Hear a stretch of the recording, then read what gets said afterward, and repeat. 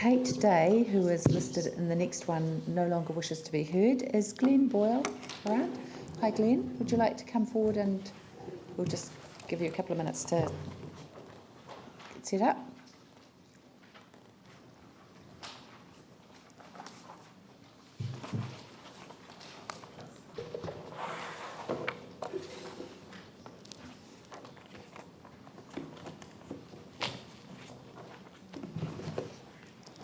Thank you, Philip.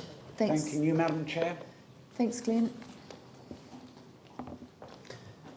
We're in your hands. We've got the submission, and we've all read the submission, so just certainly feel free to... Yes. I'll be as brief as possible. No, that's fine. You've got 5 minutes. Yep. You're allowed. So thank you very much for the opportunity to speak to you this afternoon. It must certainly be an interesting experience, having to sit and listen to a succession of people who just want to tell you what you should and shouldn't do. And I'm probably no exception.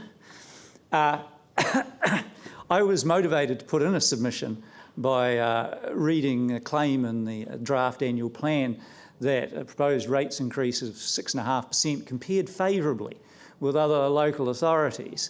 And, well, having looked at what other local authorities are proposing, this isn't quite right. But even if it were true, it doesn't follow that two wrongs or many wrongs make a right.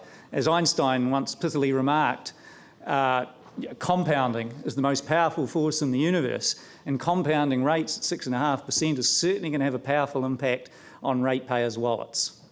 And here I'm not telling you anything you don't already know. Either spending has to be trimmed a bit, or non-rates income needs to be raised a bit, or both. There's no free lunch. And so I'm going to suggest a couple of non-free lunches, I suspect neither of which will make me very popular.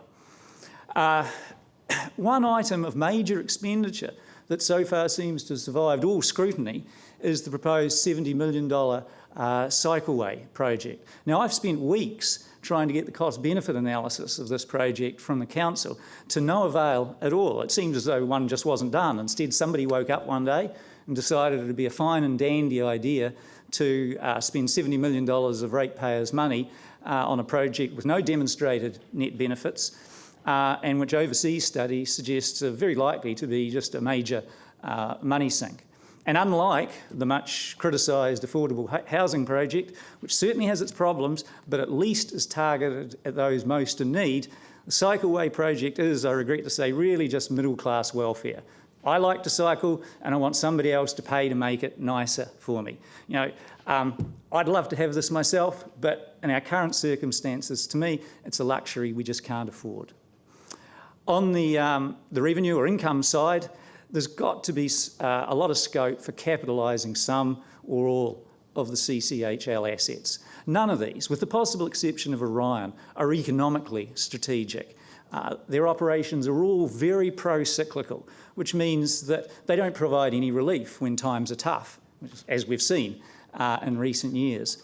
We also don't have, or know very little, about their non-strategic or overall performance. The CCHL chairman is on record as saying that the cost of capital is irrelevant for these businesses, which must surely be one of the most remarkable statements ever made by any director anywhere at any time. The one thing we do know for certain is that if the accounting valuations of these assets are believable, then ratepayers would be better off, could be made better off, simply by capitalising all the assets and just putting the proceeds in the bank. In other words, these assets, these CCHL assets, are not geese laying golden eggs. Actually, they're more akin to turkeys that are being eternally fattened for a Christmas that never shows up.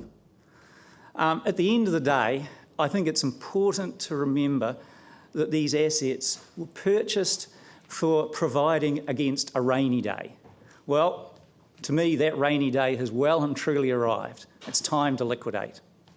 Thank you.